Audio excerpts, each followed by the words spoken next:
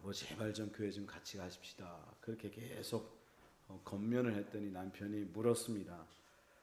교회 가면 무슨 소독이 있냐고, 밥이 나오냐고, 떡을 주냐고. 그랬더니 부인 집사님이 이렇게 대답했습니다. 교회 가면 천국에 가지요. 그렇게 말을 했습니다. 그러자 남편이 당신은 교회 다니고 예수 믿으니까 천국 가겠네. 아이 그럼 당연히 천국 가죠. 그랬더니 그럼 나도 교회 다니면 천국에 가서 당신하고 살겠네. 그랬더니 아유 그럼요. 그랬더니 남편이 뭐라고 말했는가 하면 아이고 저 세상에서 또 만나냐고. 그럼 나 교회 안 가겠다고. 당신 혼자나 다니라고 그렇게 말을 했다는 거예요. 부부관계가 오죽 안 좋으면 남편이 당신 아유 세상에나 천국 가서 또 사냐고 나 안 가겠다고. 우리가 사실 부부간에 그런 부부들이 있죠. 또 교회 안에서도 저 집사 천국 가면 나도 천국 가야 되는데 또 거기서 같이 야 이거 어떻게 신앙생활 같이 천국에 살지 이런 마음 들 수 있잖아요. 사실은 아내분이 예수를 믿었으면 진짜 변화돼야 되는데 성숙하고 성화돼야 되는데 아마 그 아내분이 그렇지 못한 것 같습니다. 근데 이게 사실 우리의 현실이다 이런 생각을 갖게 되는데요. 우리가 지난주까지 출애굽기를 공부했잖아요. 출애굽기의 내용이 무엇이었습니까? 출애굽기는 구원의 책이라고 그랬습니다. 우리를 참으로 죄악된 세상에서 애국과 같은 곳에서 우리를 끄집어내셔서 하나님의 자녀 삼아 주시고 하나님의 백성 되게 해주신 거, 왕 같은 제사장 삼아 주신 거, 그 값진 소유, 왕 같은 제사장으로 삼아 주신 그런 은혜를 허락해 주셨는데 그런 삶을 살기 위해서 말씀도 주시고 계명도 주시고 어떻게 사는지 어떻게 살아야 제대로 사는지 알아야 하니까 말씀도 두셨고요. 또 하나님을 제대로 섬기고 또 계속해서 변화되려면 하나님을 만나려고 하면 성막이 필요하잖아요. 그래서 성막도 주시고 그래서 출애굽기가 구원에 관련된 책이다. 그렇게 우리가 함께 공부를 했는데요. 오늘부터는 아가서를 공부할 건데 한 10주 정도 이렇게 또 함께 공부를 할 겁니다. 뭐 10주 하다가 또 우리가 아직도 부족하다 싶으면 더 늘어날 수도 있습니다. 제가 엿장수 마음이기 때문에 엿장수처럼 길게 늘어뜨릴 수도 있고 짧게 끝나게 갈 수도 있고 그건 지 마음이에요, 제 마음. 근데 어쨌든 엿장수 마음이라고 얘기를 하지만 그래도 문단을 나눠보면 한 10주 정도 오늘 우리가 첫 주 아가서 개간을 하는데 아가서 개간을 하는 거 빼고 한 9주 정도 지나게 되면 또 말씀을 나누다 보면 이 아가서와 연관되어 있는 시편 구절이 있어요. 또는 에스더서에도 이 연관된 말씀이 있어요. 중간에 그걸 중간에 껴넣을 수도 있어요. 제 마음이면. 그러니까 그렇게 갈 수도 있는데 어쨌든 9주에서 한 11주 정도 이렇게 오늘 빼고 함께 공부를 할 수 있는 시간을 가질 수 있겠다. 그런 생각을 하는데요.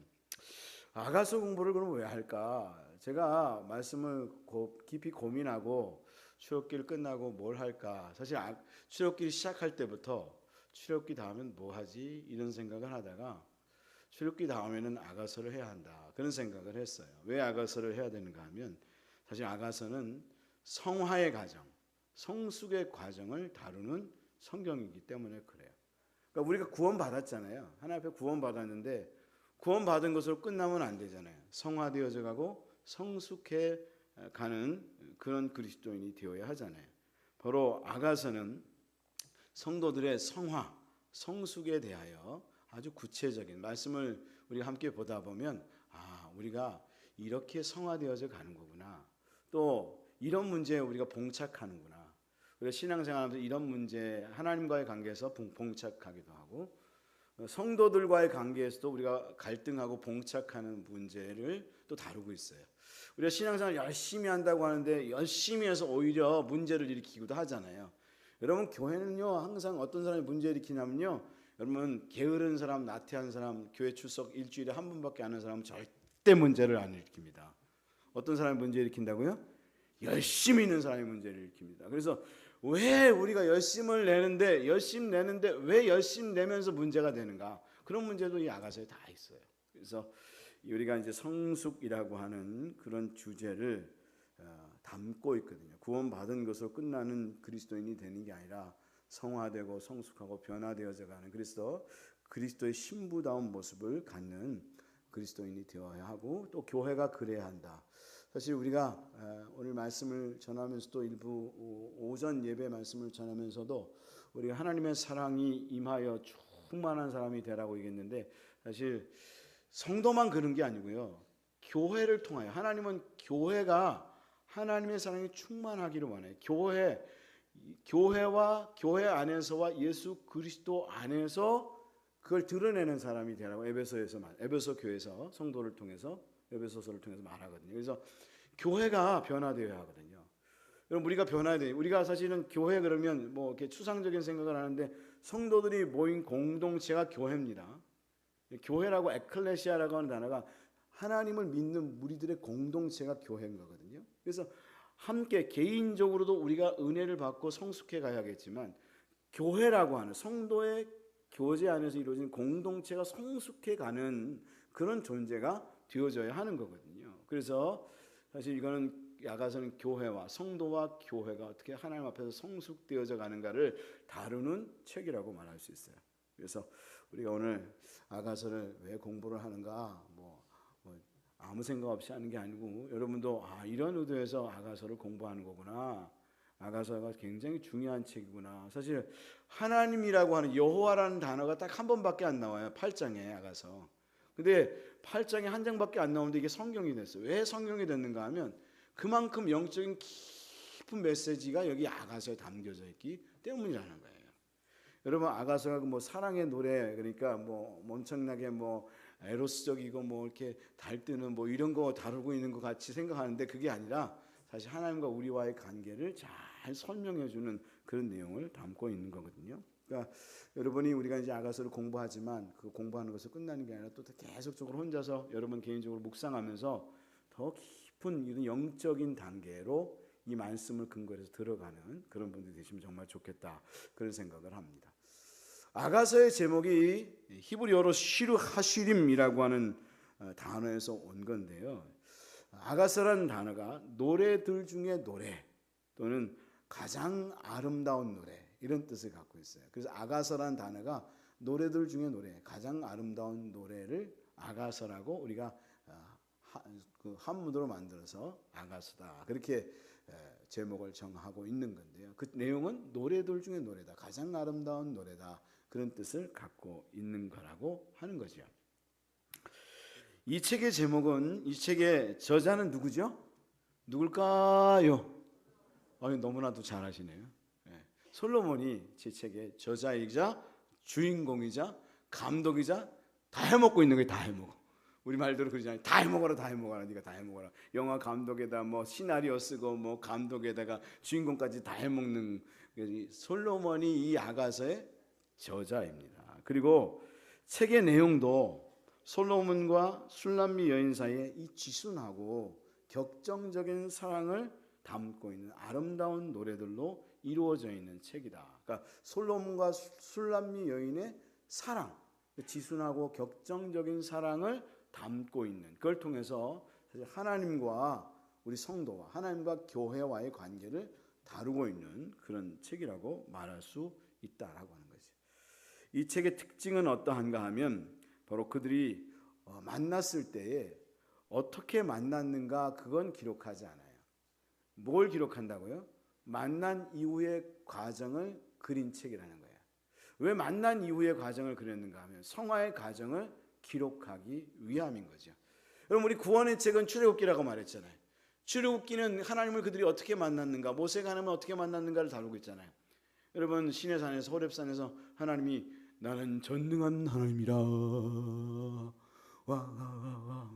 그래가지고 하나님을 만나는 사건부터 시작해서 그들이 어떻게 구원받았고 그런 내용들이 기록되고 있잖아요. 만남의 이야기를 다루고 있는 책이 출애굽기라고 말한다면 아가서는 어떤 책인가 하면 만남 이전에 어떻게 만났는지 몰라요. 솔로몬하고 그게 기록이 안 돼 있으니까. 그러나 만난 이후에 그들이 어떻게 사랑을 가지고 또 어떻게 그걸 통해서 다루어져 가고 성숙해 가고 있는가라고 하는 성숙의 과정, 성화의 과정을 기록한 책이라고 말할 수 있다는 거죠. 그래서 이 아가서의 가장 중요한 단어는 핵심 단어는 성숙이다. 성화, 성숙이다. 사랑, 뭐 결혼 여러 가지 단어가 기록되어 있지만 가장 중요한 단어를 하나 뽑으라, 만들라고 말하면 성숙, 성화, 이게 사실은 아가서의 주제라고 말할 수 있다라고 하는 거죠. 그러니까 사랑하면서 하나 되어는 가는 과정에서, 여러분 그런 과정에서 여러분 사실은 막 여러 가지 사랑하게 되면 사랑만 하나요?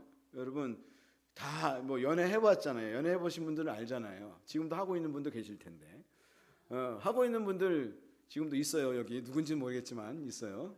근데 여러분 그 과정이 쉬웠나요? 여러분 결혼하고 삶을 살았는데, 여러분 삶을 살면서 너무 사랑하니까 여러분 항상 행복하기만 했나요? 여러분 힘든 일도 많았나요? 힘든 일도 많았죠. 예. 우리 서정현 권사님 힘든 일이 많았대요. 서정현 권사님만 그랬겠어요? 저도 그래요. 다들 그래요. 그래서 어떤 분들 있잖아요. 결혼하고 살다가 누가 돌아가셔서 다시 재혼하는 분 있으면 때로는 속으로 생각하기를, 저분이 또 그 과정을 또 겪으려고 저렇게 뭐하러 또 결혼할 생각을 해. 그래도 남자분들은 하시더라고요. 근데 그 과정 또 겪잖아요. 만나서 항상 처음부터 사랑한다고 항상 행복한가요? 투닥거리고 진짜 속색이면서 그렇게 70 넘어 80 돼 가지고 지금까지 맨날 기도하는 제가 아는 장로님 한 분 있어요. 근데 그분이 사실은 그걸 통해서 그분이 성화되어져 가고 있어요. 그래서 저것도 다 하나님의 뜻이 있는 거구나. 저분은 오히려 아내분을 먼저 보내드리고 새로운 분을 만나서 오히려 더 정말 그 때문에 하나님 앞에 날마다 울부짖고 기도하고 그러면서 진짜 하나님의 사람으로 변화되어져 가고 있는 거구나. 이제 그런 생각을 하는데, 제가 그런 마음이 들어요. 꼭 굳이 그렇게 하면서 하나님을 성화되어 갈 필요 없이 그냥 어쨌든 그분은, 이 얘기 들으면 혹시 그 장로님 보시다가 날 가지고 까고 있어 그렇게 안 하고, 굉장히 친하니까 할 수 있는 얘기예요. 진짜 하나님 은혜 속에 변화되어져 가고 있는데, 어쨌든 우리는 그런 갈등 속에서, 갈등만 하나요, 그것을 극복해 가면서 사실은 원숙한 사랑, 정말 성숙하고 하나님의 백성다운, 진짜 하나님의 예수 그리스도의 신부다운 모습으로 성화되어져 가는 거잖아요. 이 말씀이, 오늘 말씀을 보면 이제 아가서를 우리가 이제 다음 주부터 또 구체적으로 한 장씩 챕터별로 이렇게 나눠갈 텐데, 신앙적인 면에서도 가진 갈등들이 구체적으로 기록되어 있어요. 어떻게 우리는 갈등하는지, 이런 문제로, 어떤 문제로 인해서 시험 들기도 하고 또 섭섭하기도 하고 서운하기도 하고 그런 일이 생기는지, 그런 것들을 아주 구체적으로 기록하고 있는데, 그런 과정을 통해서 하나님 앞에서 진짜 그리스도인의 신부다운 모습으로 변화되어져 가는 과정을 다루고 있는 책이다라고 말할 수 있는 거죠. 그래서 이 아가서는 유대인 절기 중에서 어떤 절기에 이 성경을 읽었는가 하면 6월절에 이 아가서를 읽었다 그래요. 왜 6월절에 아가서를 읽었는가 하면 참 이게 은혜가 된다라는 사실을 생각하게 되는데, 6월절은 어떤 절기죠? 우리가 하나님의 은혜로 구원받은 그 출애굽기적인 그런 사건을 담고 있잖아요. 출애굽기적인 사건을 담고 있고 그것에 대하여 감사함으로 지키는 절기인데, 근데 그러면 왜 이 절기에 이걸 읽었느냐라고 하는 건데요. 6월절만 지키는 게 아니라 이스라엘 백성들은 6월절이 있으면 그게 14일인데 그 다음 한 주일을 뭘로 지켰는가? 무교절로 지켰다는 거예요. 무교절이 뭐 하는 절기죠? 출애굽기 때도 공부를 했는데 한 주 동안 여러분 누룩 없는 떡을 먹어요. 쓴나물을 먹어요. 그러면서 그 기간 동안 뭘 생각하는가 하면 그 과정, 한 주일 동안 그걸 먹으면서 우리는 구원받는 것으로 끝나서는 안 된다. 우리는 세상적인 풍습과 그런 어떤 유행과 그런 습관들을 버리고 하나님의 사람으로 다뤄져야 간다라고 하는 그런 훈련의 시간을 갖는 게 무교절이거든요. 바로 그런 시간, 하나님의 다rum을 받는 시간이 무교절이거든요.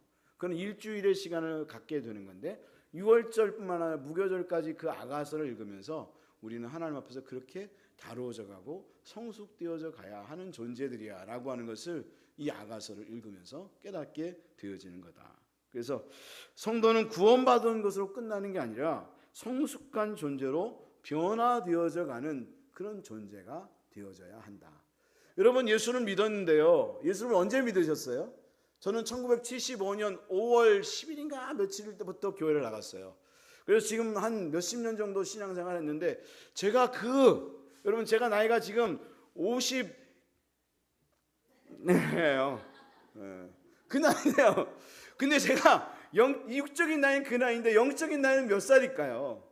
영적인 나이가 제가 똑같이 50 나이인가요? 아니면 아직도 어린아이와 같은 나이인가요? 보면 오래 예수를 믿어도 아직도 어린아이 같은 사람 있잖아요. 어른이. 그래서 신앙 영적으로는 볼 땐 어른이 아닌 장성한 분량인 어린이와 같은 여전히 저분은 오래 예수를 믿었는데 왜 저래?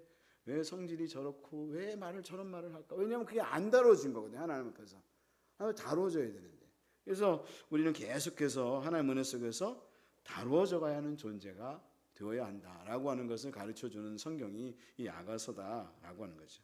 그래서 아가서를 우리가 잘 이해하려면 이 성경의 형식이 어떠한 형식을 갖고 있는지를 알아야 되는데요. 이 아가서는 주로 이 반복구와 후렴구가 많아요. 그래서 이거 지난번 1장에서 똑같은 구절 나왔던 구절이 또 나오네 이런 반복되는 구절이 있어요.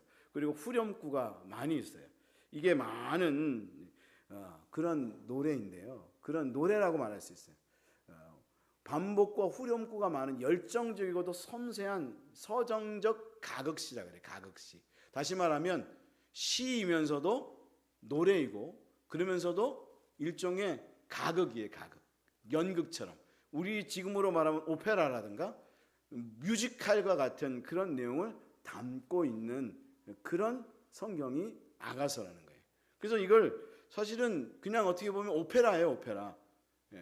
그리고 어떻게 보면 뮤지컬과 같아요. 이걸 그냥 여기 글을 가지고 노래만 붙이면 다 그냥 이게 오페라가 되는 거예요. 이야기가 되고 그러니까 이야기이면서 그런 뮤지컬과 같은 형식을 가지고 있는 그런 성경이다. 그래서 왜 이걸 우리가 성경을 읽는데 도대체 무슨 얘기야? 이게 무슨 얘기인지 모르겠어. 이런 생각이 들 때 있잖아요. 그러세요? 안 그러세요? 그렇죠. 그럼 왜 그런지 이해를 말씀드리겠는데요. 왜 그런가 하면 이 구절들, 여기 보면 구절들이 나오는데 구절마다 이 구절이 누가 한 이야기인지를 모르기 때문인 거예요. 누가 한 노래인지를 모르기 때문에 그런 거예요. 이걸 잘 파악해야 본문을 제대로 이해할 수 있는데 이걸 파악이 안 되니까 이게 누가 한 노래인지를 모르니까 누가 한 말인지 모르니까 헷갈리는 거예요. 근데 이스라엘 사람들은 안 헷갈려요. 우리는 헷갈리는데 그 사람들은 안 헷갈려요. 왜 안 헷갈릴까요? 이유가 있어요. 이스라엘 사람들은 히브리어에 그 동사에 이게 남성형인지 여성형인지 복수형인지 아닌지 그 단어에 기록이 돼 있어요.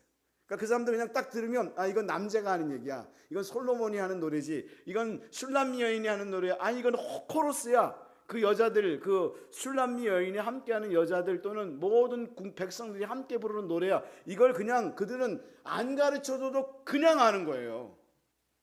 왜? 그 나라 사람들은 그게 이 히브리어, 이 아가서가 누구의 언어로 기록되어 있어요? 지네들의 언어로 기록되어 있는 거예요. 그래가지고 지네들의 언어로 기록되어 있는 거니까 이게 솔로몬의 노래인지 솔로몬의 얘기인지 술람미 여인의 노래인지 친구들의 이야기인지 아니면 솔로몬과 술람미 여인이 교창하고 있는 건지 막 교창도 나오거든요. 교창들이 나오는데 교창이라는 게 뭐냐면 같이 부르는 노래예요. 막 솔로몬이 사랑해요 당신을 너무너무 사랑해 그러면 그 술람이 어머 나를 너무너무 사랑하니 뭐 이렇게 서로 같이 막 주고받고 막 해요. 이걸 교창이라 그러거든요. 근데 이 교창을 막 주고받는데 우리는 이게 지금 도대체 갑자기 이 얘기 나왔다 저 얘기 나왔다 막 하니까 이게 뭔 얘기야 머리가 그냥 혼란해 죽겠네 막 정신없어 죽겠네 그냥. 여러분 그렇잖아요. 우리가 생각을 해보세요. 지네들끼리는 좋지만 우리가 구경할 때는 정신없어요? 정신있어요? 정신없어요. 사랑하는 애들은 진짜 정신없거든요. 그쵸? 그냥 소름 돋고 막 정신없어요. 그래서 제 딸 같은 경우는 그런 거 드라마에서 나오면 막 소름 돋아하고 막 보기 흉해 막 싫어해요. 막 정신없다고. 근데 지가 사랑에 빠지면 분명히 지도 그럴걸요. 이게 지금 그런 내용을 담고 있기 때문에 우리가 이해가 안 되는 거예요. 그래서 예를 들어서 한번 설명을 해드릴게요. 아가서 1장 12절부터 2장 7절까지의 말씀을 보면 이게 교창으로 나와요. 이 말대로 교창. 아가서 1장 12절에서 14절까지는 술람미 여인이 노래를 하고요. 그 다음 15절은 솔로몬이 해요. 16절은 술람미가 해요. 17절은 솔로몬이 해요. 2장 1절은 술람미가 해요. 2절은 솔로몬이 해요. 3절부터 2장 3절부터 7장까지는 술람미 여인이 노래해요. 그러다 갑자기 또 다른 구절에는 갑자기 여인들이 같이 막 코러스를 하는 내용이 나와요. 그러니까 우리가 도대체 뭔 얘기를 하는 거야? 이런 생각이 들 수가 있는 거죠. 그래서 성경을 아가서를 읽을 때 이게 누가 하는 이야기지?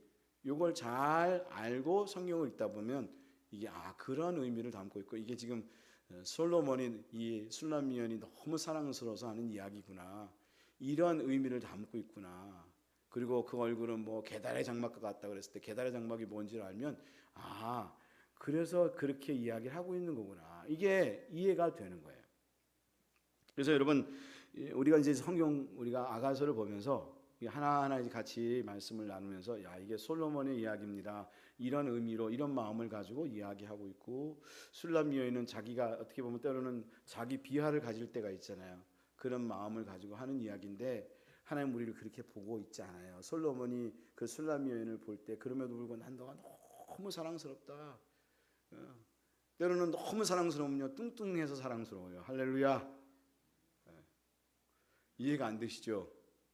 제가 고등학교 3학년 때 너무 좋아했던 여자친구 하나 있었는데 그 통통한 게 너무 예쁘더라고요. 그게 이제 그런 내용이 나와요 여기. 그런 의미를 담고 있는 거예요.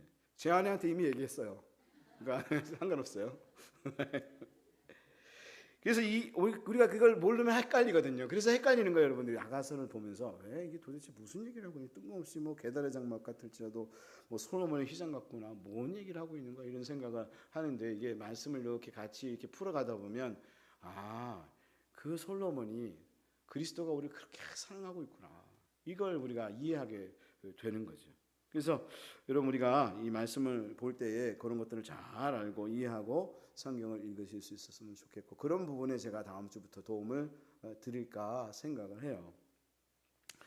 아가서의 구조를 우리가 봐야 되는데, 오늘 아가서를 우리가 8장까지 기록되어 있지만 이걸 일단 구체적으로 구조가 어떤지를 알아야, 어떤 내용을 담고 있는지를 일단 대체적으로 개요를 알아야 여러분이 쭉 말씀을 들으면서 이런 내용 속에서 이런 말씀이 전해지고 있구나라는 사실을 알게 될 거 아니겠어요? 그래서 아가서의 구조를 보면, 볼펜들을 가지고 계신 분들은 이렇게 치십시오. 이거 아시죠? 1장 1절부터 3장 5절까지는 그게 한 문단이 되는 거예요. 큰 문단이 되는 거예요. 그래서 사랑의 열정을 가지고 연인이 미래의 기쁨을 즐기는 내용을 담고 있어요. 다시 말하면 데이트를 하는 과정이에요. 1장 1절부터 3장 5절까지는. 그래서 이렇게 표시하시면 나중에 성경을 읽을 때 도움이 될 거예요. 1장 1절부터 3장 5절까지는 결혼하기 전에 데이트를 하는 과정을 담고 있어요. 그리고 3장 6절에서 5장 2절까지는 그 사랑의 열매를 맺겠죠. 그래서 사랑의 열매를 맺어서 결혼 예식을 치르는 내용이 3장 6절에서 5장 2절까지의 내용에 기록되고 있어요. 그리고 여러분, 결혼하면 행복 끝, 누구 말대로 불행 시작, 고통 시작, 뭐 그런 얘기 있잖아요. 그런 것처럼 사랑하면 계속 사랑이 되나요? 갈등이 있잖아요. 우리 결혼하자마자 갈등하잖아요. 이빨 닦는 것부터 시작해가지고 잠자는 시간, 타임, 여러 가지 습관, 문화, 취미, 여러 가지 갈등을 갖잖아요. 이런 갈등과 그걸 어떻게 극복하고 있는가라고 하는 걸 다루고 있는 게 5장 3절부터 7장 13절까지의 말씀이 기록되어 있어요. 5장 3절에서 7장 13절까지. 그리고 8장 1절부터 14절까지의 말씀은 두 사람의 그 사랑이 더욱더 성숙해져 가죠. 처음에는 막 투닥투닥대고 많이 싸우잖아요. 여러분들 다 신혼 초기엔 다 싸우셨죠? 다 싸우고 막 갈등하고 그랬는데 이게 극복되어져 가잖아요. 그게 맞춰가고 또 그런 어떤 부분은 이제 그냥 모른 척 해주지 어차피 안 고쳐지는 거 그냥 끝까지 그냥 가지고 가는 거지 하면서 이렇게 하면서 이게 서로 맞춰가는데, 그러다 보면 이제 더욱더 그게 성숙해져 가는 가운데서 그 사랑이 더욱더 이제 깊어져 가는 거죠.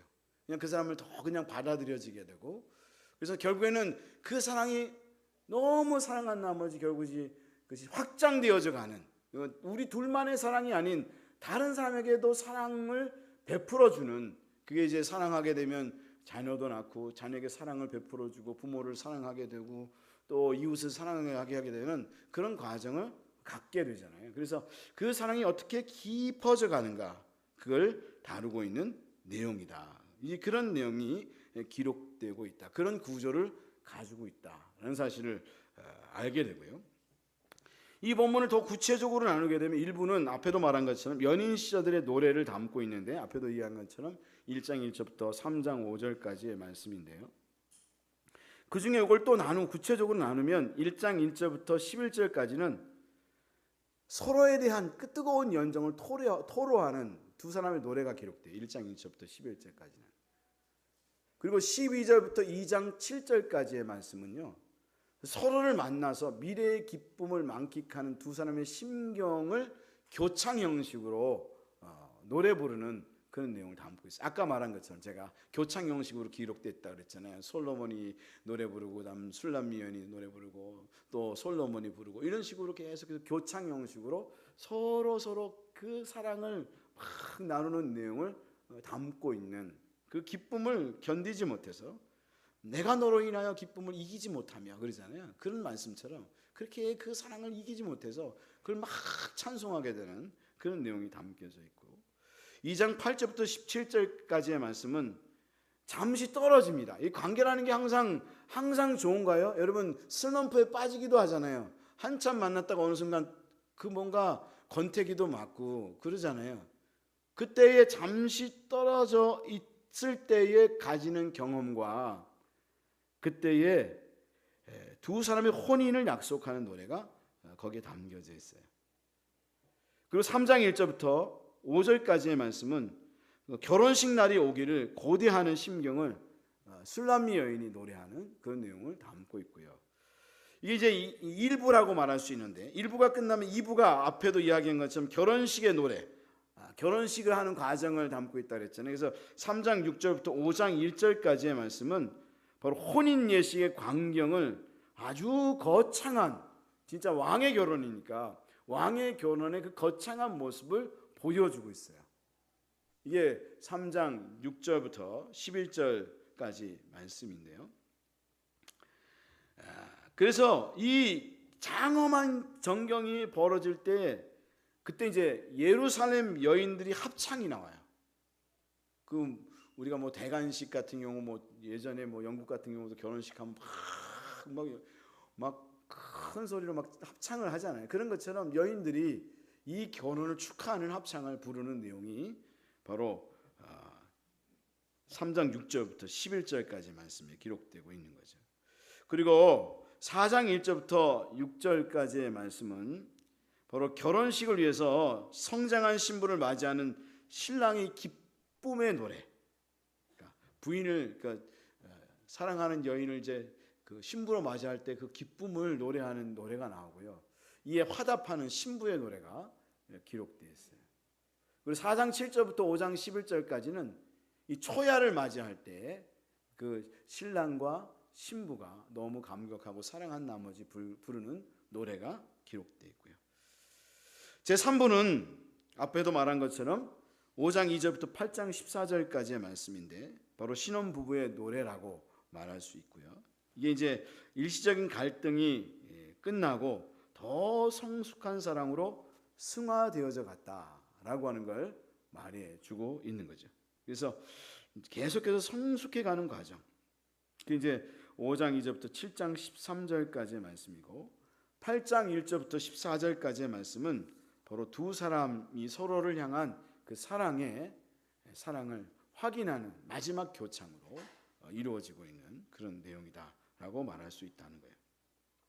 그러니까 그 처음 이제 만나서 사랑하게 됐을 때 데이트하고 결혼을 하고 그리고 또 그 결혼 생활을 통해서 성숙해 가는 과정을 통해서 바로 우리 그리스도인이 어떻게 하나님과 그리스도와 함께 성숙해져 가는가, 교회가 어떻게 성숙해져 가는가라고 하는 걸 다루고 있는 그런 내용이라고 말할 수 있다라고 하는 거죠.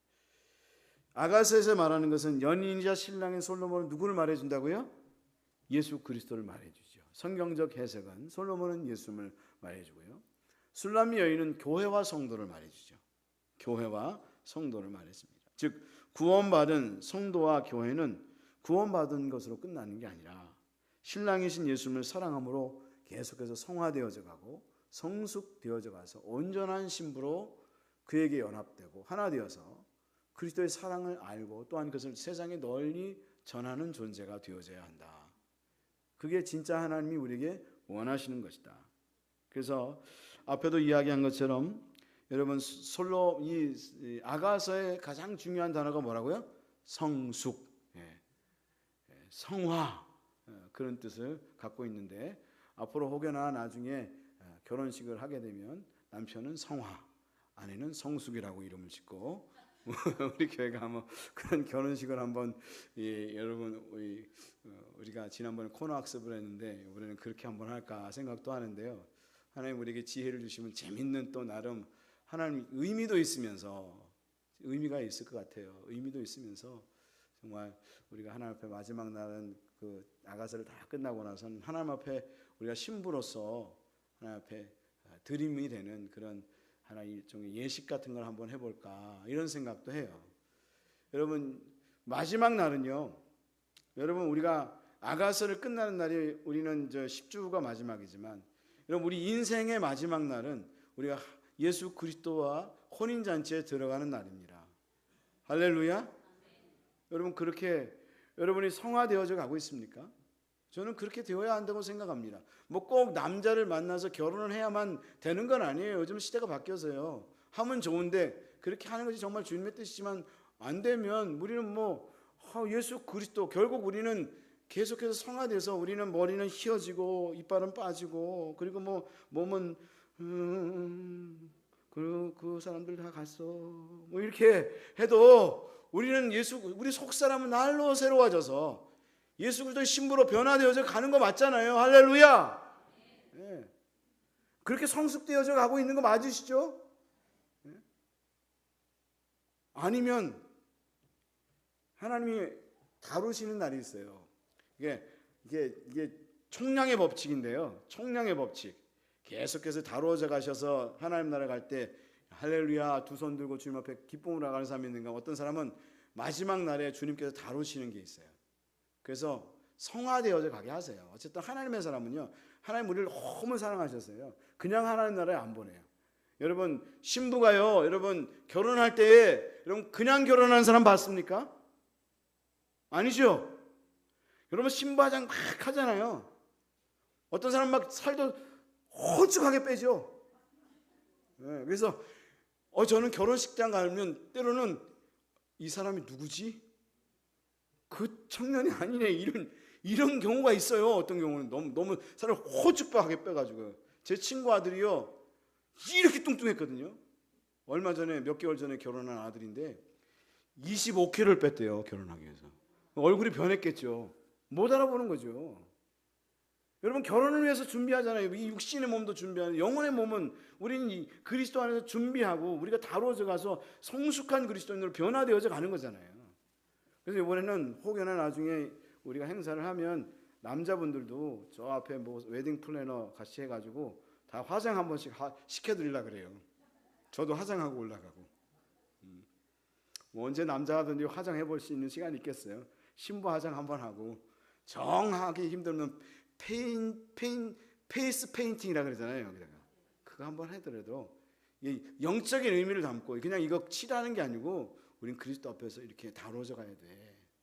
오죽하면 우리가 안 다뤄져 가니까 이렇게라도 보여서 이게 다 그리스도 안에서 거룩한 사람으로 변화되어져 가야지 이런 마음을 갖는 거죠. 여러분 그렇게 성숙되어져 가기를 주님의 이름으로 축복합니다.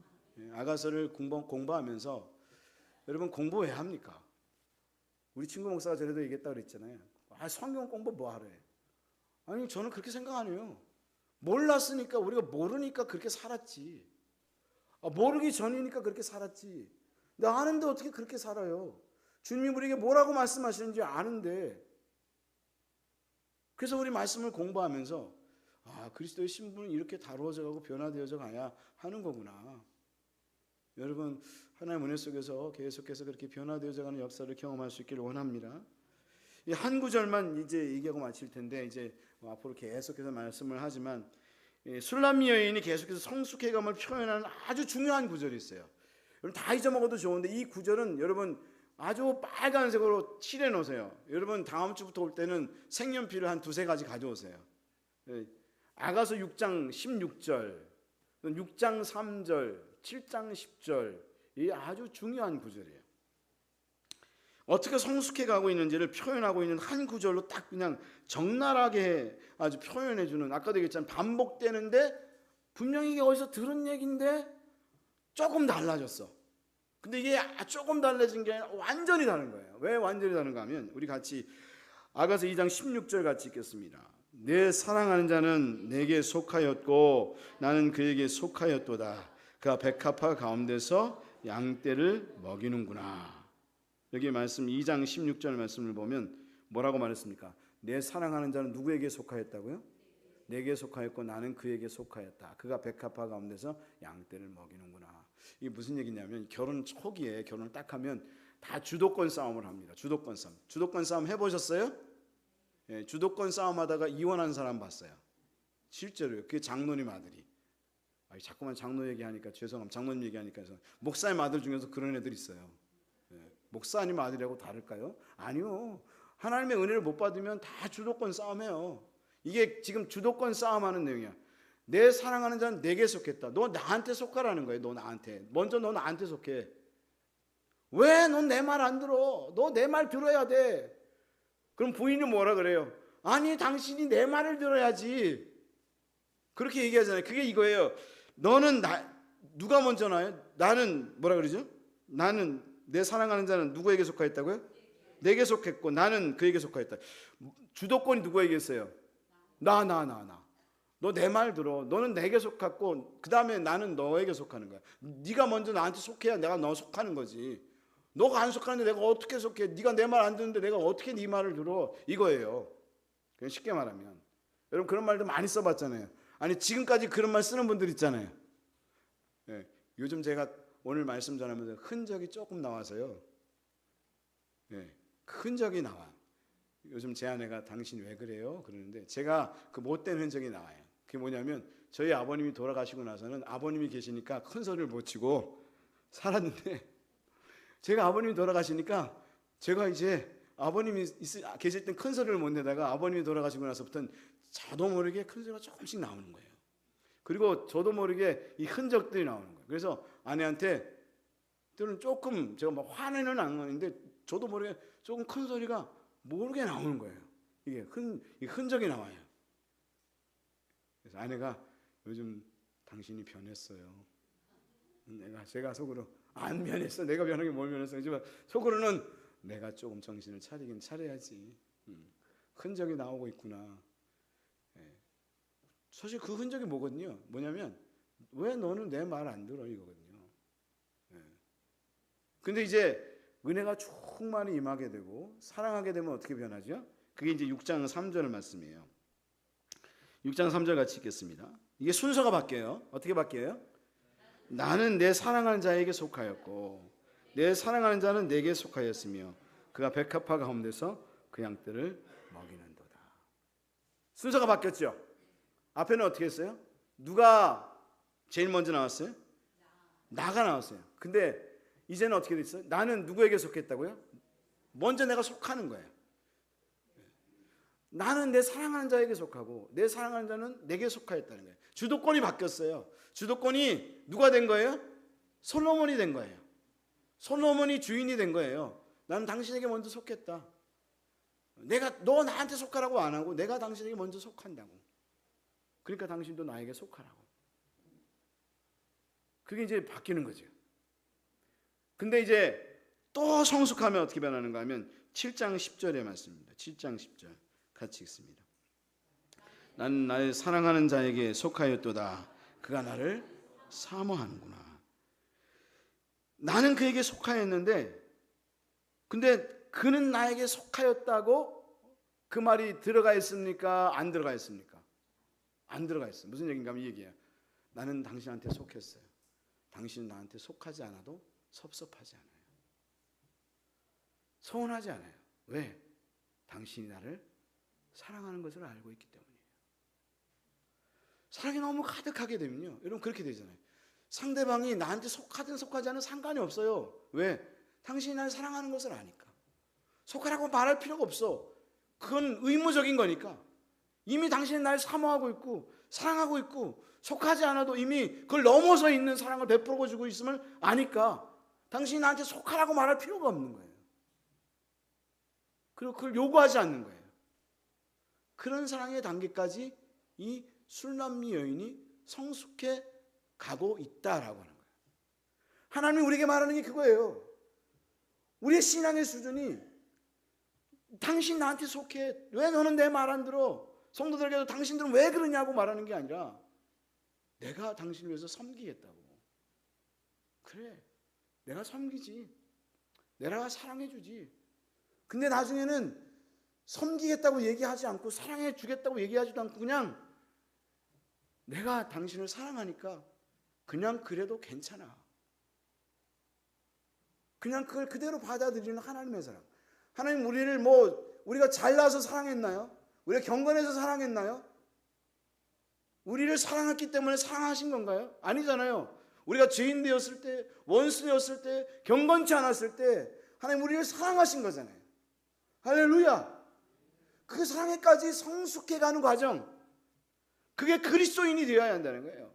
상대방이 어찌했든 간에 상관없이 우리는 하나님을 사랑하고 하나님의 사랑이 너무나 충만해서 이제 그것을 견딜 수가 없어서 그냥 하나님은 어찌하든 난 상관없어요. 내가 삶의 정황이 어떤 상관없어요. 내가 고난이 있어도 상관없어요. 그리고 나에게 그 말을 하고 마음에 상처를 주는 그 사람 어때도 난 상관없어요. 하나님이 나를 사랑하시니까요. 난 그것으로 족하고 그것으로 만족해요. 그리고 그것으로 인해서 계속해서 결국 그리스도 안으로 들어가는 하나님이 주인 되는 것으로 끝나는 게 아니라 그 안으로 들어가서 그와 하나 되고 연합되어져 가고 그리스도의 신부로 깊은 영적인 단계에 들어가기를 원하는, 그게 정말 주님이 원하시는 그리스도의 신부의 모습이다. 그리고 교회가 그런 교회가 되어져 가기를 원하시는 것이 주님의 마음이다. 여러분, 주님이 얼마나 우리를 바라보면서 야, 네가 정말 아가서에 나오는 이 술람미 여인처럼 변화되어져 가야 될 텐데 아직도 선모성 같고 아직도 뭔가 그 오빠들이 얘기하거든요. 옛날엔 네가 선모성 같았는데 천방지축이고 그랬는데 이제는 진짜 여인 같구나. 하나님 우리에게 바라는 게 그거라는 거죠. 여러분, 우리 교회가 성도들이 그렇게 되기를 바랍니다. 그런 날 때쯤 되면 이제 주님 만날 거예요. 근데 그 전에 여러분, 주님 만나기 전에 우리가 이 세상에서 그런 삶을 살아가면 얼마나 행복하겠어요. 그렇잖아요. 교회가 그런 교회 되면 얼마나 좋겠어요. 죽어서 가는 천국만이 아니라 우리가 이 세상에서 함께 하나님의 은혜를, 그런 예수님과 함께 은혜를 누리고 성도들과도 그렇게 좋게 살고 가족에서도 식구들과 그렇게 살면서 행복하게 살다 가면 정말 좋겠잖아요. 그러면 우리에게 그런 은혜가 임하게 해주십시오 하고, 여러분 말씀을 이제 앞으로 다음 주부터 또 상고해가면서 하나하나 이렇게 짚어가면서 이게 내 삶이 됐으면 좋겠다. 하나님 기도하십시오. 그리스도의 충만하심처럼, 하나님 충만하심처럼 나도 그렇게 충만하게 해주십시오. 기도하면 여러분이 하나님의 은혜 속에서 진짜 그리스도의 신부처럼 아름답게 변화되고 우리 교회가 그렇게 아름답게 변화되어져가는 역사가 분명히 있을 것입니다. 할렐루야.